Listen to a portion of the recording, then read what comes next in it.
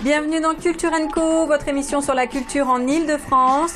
Comme chaque mercredi, nous nous retrouvons pour parler d'actualité, rencontrer des artistes, découvrir des métiers d'art et partager des idées de sortie. Et tout de suite, le sommaire.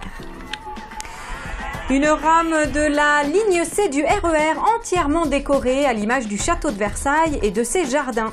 Un moyen original de commencer sa visite en prenant les transports en commun.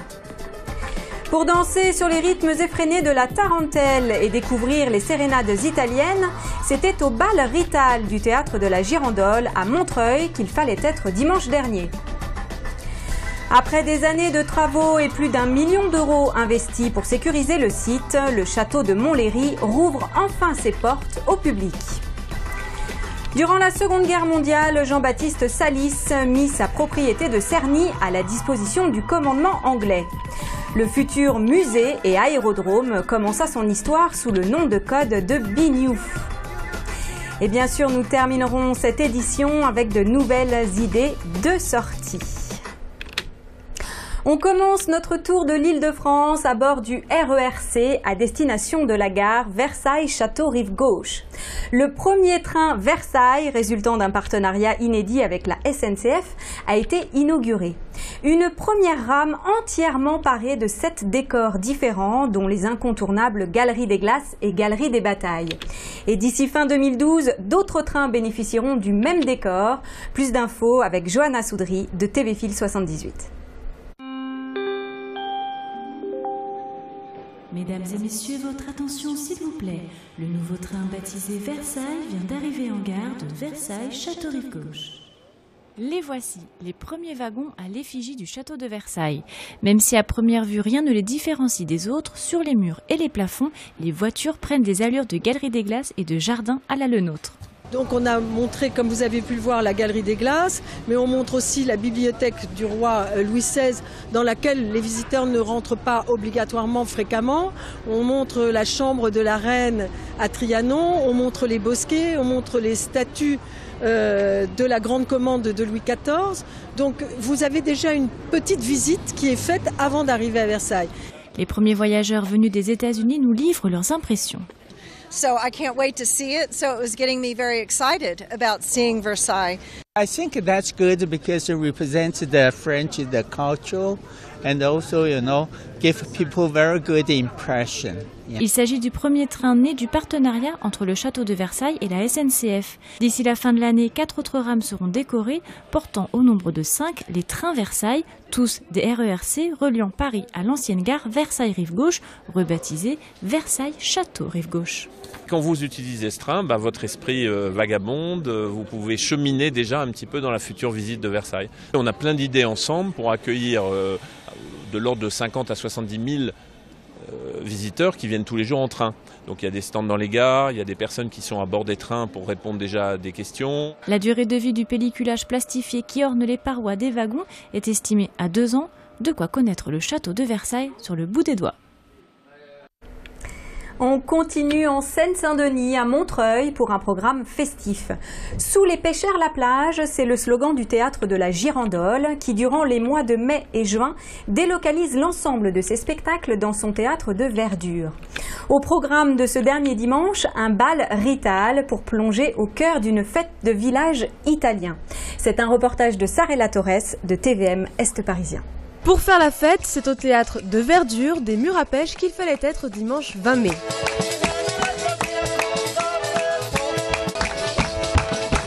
Pour la deuxième année consécutive, le théâtre de la Girandole a quitté provisoirement les planches de la Croix de Chavaux pour organiser le festival Sous les Pêchers, la plage.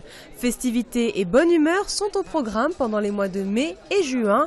7 balles à thème sont prévues. Spectacles et initiations aux danses du monde seront aussi à partager entre Montreuillois. Le but, c'est vraiment de créer une sorte de synergie entre le public qui vient d'habitude au théâtre de la Girandole à la Croix de Chavaux et le public du Haut-Montreuil. Ça nous intéresse de créer vraiment ce mouvement et aussi de valoriser le Haut-Montreuil avec ce site improbable, magique et extraordinaire qu'est le site des murs à pêche.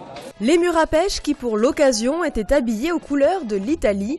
Chants, danses et nourriture typique étaient à découvrir. Le public venu nombreux a été séduit. C'est très chouette, le cadre est super, la danse est surprenante et la musique est bien aussi, donc c'est parfait. Quelques Italiens présents ont eux-mêmes savouré cette soirée. J'ai entendu la musique de ma ville ici, c'est incroyable. Petits et grands ont pu s'essayer à la tarentelle et la pizzica, deux danses venues du sud de l'Italie.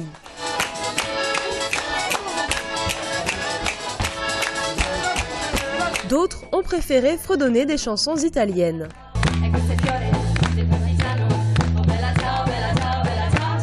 Et pour le thème de l'année prochaine, Luciano préfère garder la surprise. Ah, c'est secret. Direction l'Essonne pour fêter la réouverture du château de Montlhéry. Après 20 ans de fermeture et 1,2 million d'euros investis pour la sécurisation du site, le château va de nouveau être accessible au public. Dès le mois de septembre, 3 guides conférenciers s'alterneront pour vous faire découvrir ce monument les mercredis, samedis et dimanches. En attendant, voici une petite visite guidée avec Claire Colombel et Margot Lefebvre de Téléssonne. Dominant la ville et les communes voisines, le donjon de Montlhéry se dresse sur cette butte. C'est vers 1200 que ce château est construit pour surveiller la route d'Orléans à Paris. Aujourd'hui, d'en haut, on peut observer la tour Eiffel ou Montparnasse. Seuls quelques vestiges, une cave à vin et le donjon témoignent actuellement de l'histoire de ce château qui a abrité pendant de longues années les seigneurs de Montlhéry et certains rois. Suite en fait à des reprises du château successives, sous Henri IV, la décision a été de le démanteler. Donc garder la tour principale, le donjon, pour pouvoir avoir une sorte de poste de guet, mais que la forteresse en elle-même ne soit plus un lieu de prise et de reprise successives du château. Pour l'anecdote, la ville de Montlhéry regorge de souterrains, mais aucun n'a pour le moment été découvert au château. Depuis 20 ans, l'accès au domaine est très ponctuel. En 2000, d'importants travaux de sécurisation du site ont été réalisés, mais faute d'accord de la Direction régionale des affaires culturelles, la tour était restée fermée. Prochainement, on va avoir le plaisir d'avoir une ouverture avec une signature de convention au mois de juin qui donnera une délégation à la ville de Montlhéry pour qu'on puisse nous-mêmes avoir la gestion de la tour, ce qui nous permettra d'ouvrir au public et de faire une ouverture officielle, inauguration donc prévue pour la fête du patrimoine, 3e semaine de septembre. Le maire a maintenant une autre idée en tête, reconstruire avec les méthodes de l'époque les remparts et les tours du château. Toujours en Essonne, on s'envole à Cerny sur l'aérodrome Salis. Comme chaque année, les samedis et dimanches de la Pentecôte est organisé le grand meeting aérien de la Ferté-Alais, baptisé le Temps des Hélices. Il met en scène de nombreux anciens avions venus de toute l'Europe. À cette occasion, découvrons le musée de l'air et certains avions hors du commun qui sont abrités dans ces hangars. Rencontre des membres de l'amicale Jean-Baptiste Salis avec Claire Colombel de Téléssonne.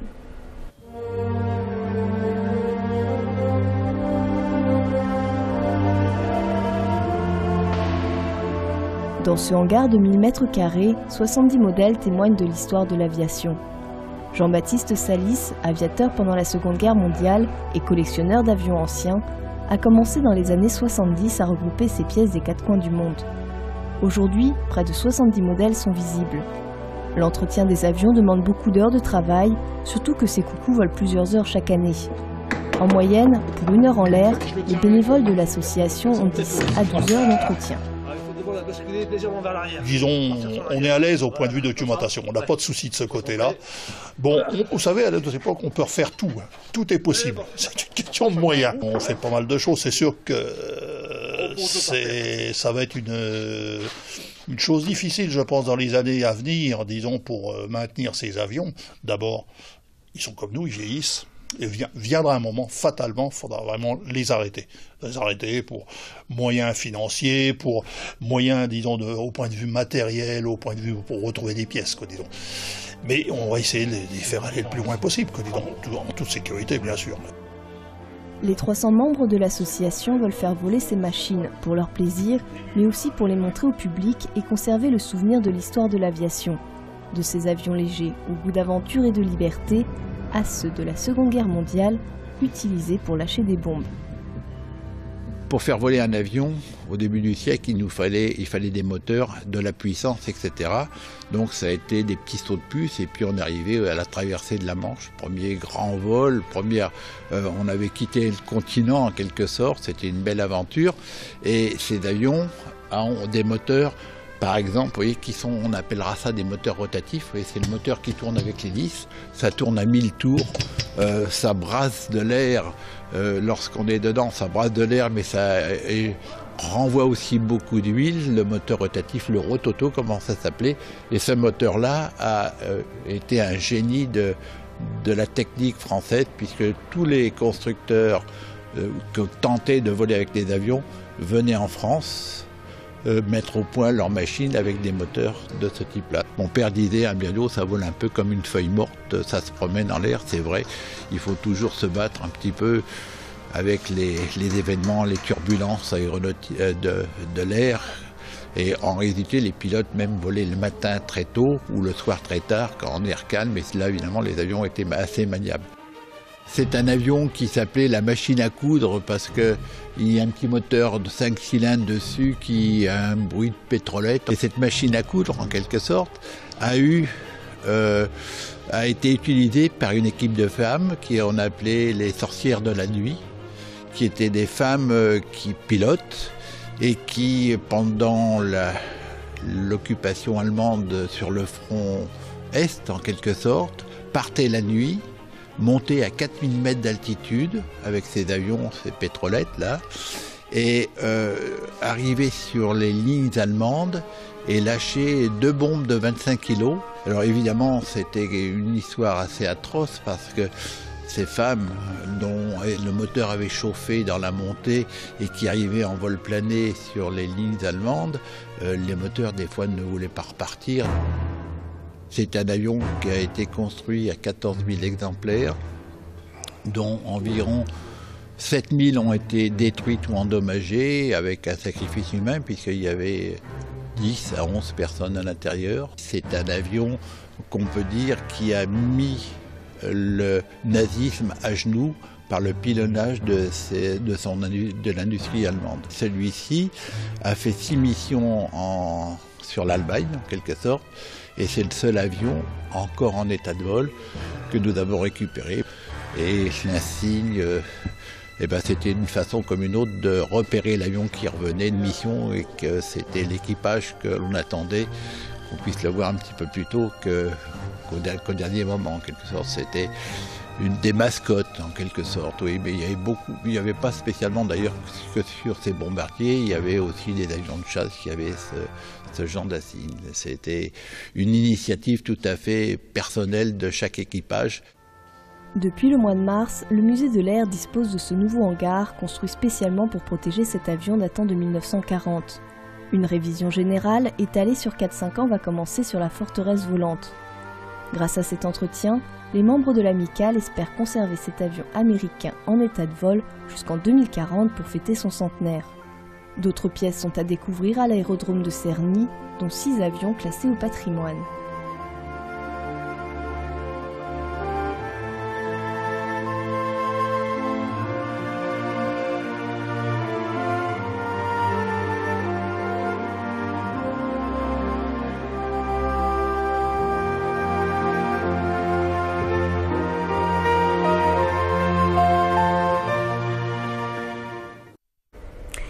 Une première idée de sortie dans les Hauts-de-Seine, à Rueil-Malmaison, où sont exposées les œuvres de l'artiste peintre et graveur Grete Knudsen.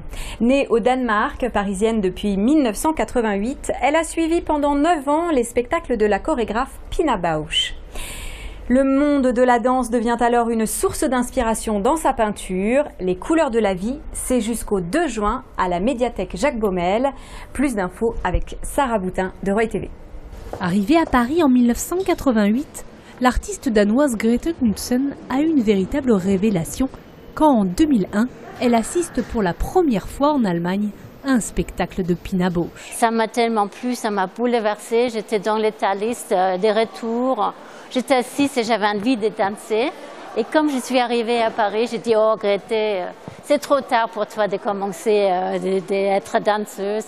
Et voilà, je me mis à peindre. Le mouvement est lancé pendant près de 9 ans. Grete va ainsi suivre les spectacles de la chorégraphe allemande et en nourrir ses toiles. La plupart des grandes toiles, ils sont faits de ma mémoire. J'ai vu un spectacle, il y a des moments qui sont tellement forts qu'ils restent en moi et après, j'ai travaillé avec ma mémoire. Si la danse est au cœur de la plupart de ses œuvres, Grete se définit avant tout comme une artiste expressionniste. Je n'essaye pas du tout de créer des images beaux ou quelque chose comme ça. Pour moi, c'est vraiment une recherche aussi, oui, presque une recherche un petit peu psychologique aussi. Mes thèmes de travail sont toujours les êtres humains et pour moi, c'est vraiment une façon de sortir l'intérieur. Exposée en Grande-Bretagne, en Allemagne, aux USA ou encore au Japon, Grete est actuellement accueillie à Rueil-Malmaison à l'occasion de la présidence de l'Union européenne par son pays de naissance, le Danemark. De ses origines nordiques, la peintre revendique certaines orientations artistiques bien marquées. L'utilisation de couleurs très fortes, ça, c'est très nordique. Cette chose de chercher des moments tranquilles, de regarder l'intérieur en soi-même et sortir ça. Ça, c'est pour moi mon Danemark. Le Danemark de Grete Knudsen, présenté à travers l'exposition Les couleurs de la vie, est à découvrir jusqu'au 2 juin prochain à la médiathèque Jacques Baumel. Une deuxième idée de sortie dans le Val d'Oise, cette fois-ci à l'Isle-Adam, où le musée d'art et d'histoire Louis Sanlec présente Histoire d'arbres jusqu'au 16 septembre. C'est une exposition sociologique conçue comme une promenade dans les massifs forestiers de Carnel, Montmorency et l'Isle-Adam. Sandrine Cardon de VOTV nous emmène sur les pas des forestiers, promeneurs et artistes qui ont façonné le visage des forêts du Val d'Oise. Regardez. Tableaux, archives, planches de bois et odeurs se mêlent dans cette nouvelle exposition du musée Louis Sanlec de l'Isle-Adam. La faune, la flore, le braconnage, des princes de Conti à l'Office national des forêts, Histoire d'arbres raconte la forêt nourricière d'hier à celle perçue comme un espace de loisirs aujourd'hui. L'exposition associe la topographie et la géologie à l'art pour donner un résultat unique tant par la forme que par son histoire. On a voulu effectivement faire une exposition qui soit un peu à la croisée des chemins, qui ne soit pas une exposition de peinture, qui ne soit pas une exposition d'outils. On a voulu pour une fois casser un peu les codes, pas respecter de hiérarchie. Après tout, c'est aussi ça la forêt. Hein. Ainsi se mélange des chefs-d'œuvre prêtés par le musée d'Orsay, une collection de champignons en plâtre et des sculptures contemporaines.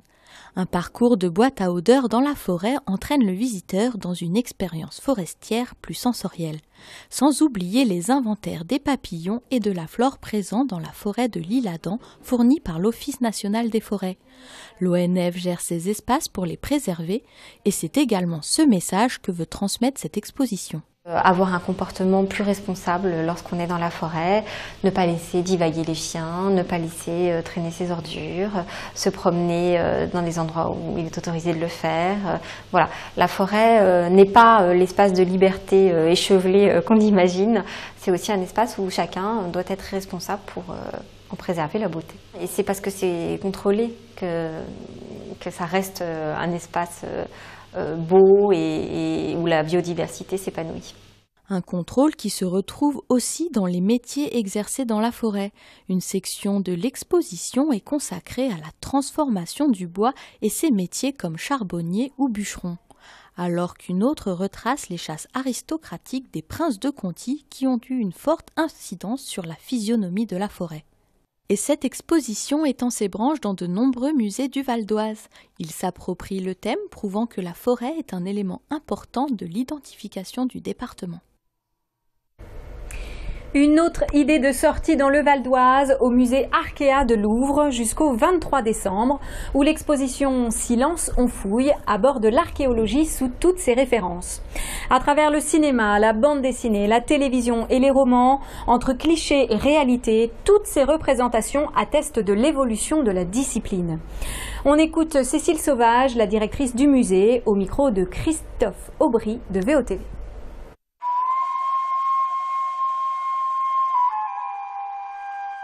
On a souhaité, par cette exposition, aborder la représentation de l'archéologue dans la fiction, puisque tout simplement, c'est les images, ça fait partie des images qu'on a communément en tête quand on pense à l'archéologie.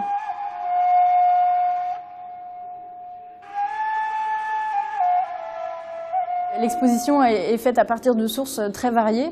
On a présenté à la fois, bien sûr, des objets qui sont directement liés à la fiction, des affiches de films, des photographies de tournage, des bandes dessinées, puisque là aussi c'est un média qui a beaucoup véhiculé l'image de l'archéologue. Et on a aussi comparé avec des objets archéologiques réels, le chaudron de Gundelsrud par exemple, des amulettes égyptiennes ou encore une représentation du démon Pazuzu qui nous est prêté par le musée du Louvre. Un démon qui est souvent représenté dans les œuvres du premier millénaire avant Jésus-Christ et qui est aussi repris dans la fiction pour véhiculer l'image d'un archéologue qui est plutôt un archéologue menaçant, dangereux. C'est le cas dans le film L'Exorciste.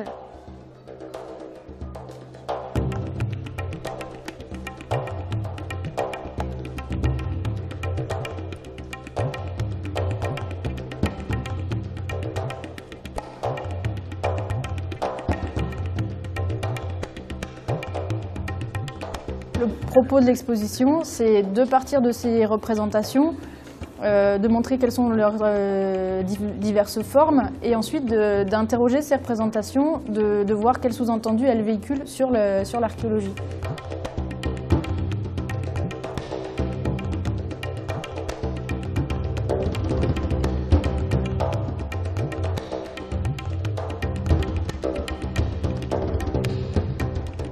L'archéologie fascine tout un chacun. Je pense que voilà, on a tous enfants voulu être archéologues avec en tête des images d'une archéologie qui permet d'aller à l'étranger, qui permet de découvrir, de faire des découvertes que personne n'a réalisées. Et je pense que c'est pour cette raison que l'archéologie est souvent utilisée dans la fiction. Parce que l'archéologie, c'est le métier idéal pour le héros aventurier. Et c'est assez facile, en tout cas pour faire un film de divertissement, de parler d'archéologie.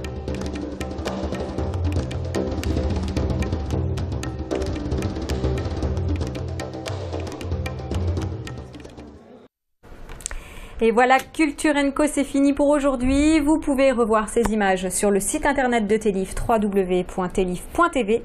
Merci aux rédactions des télévisions locales d'Île-de-France et moi je vous dis à très bientôt.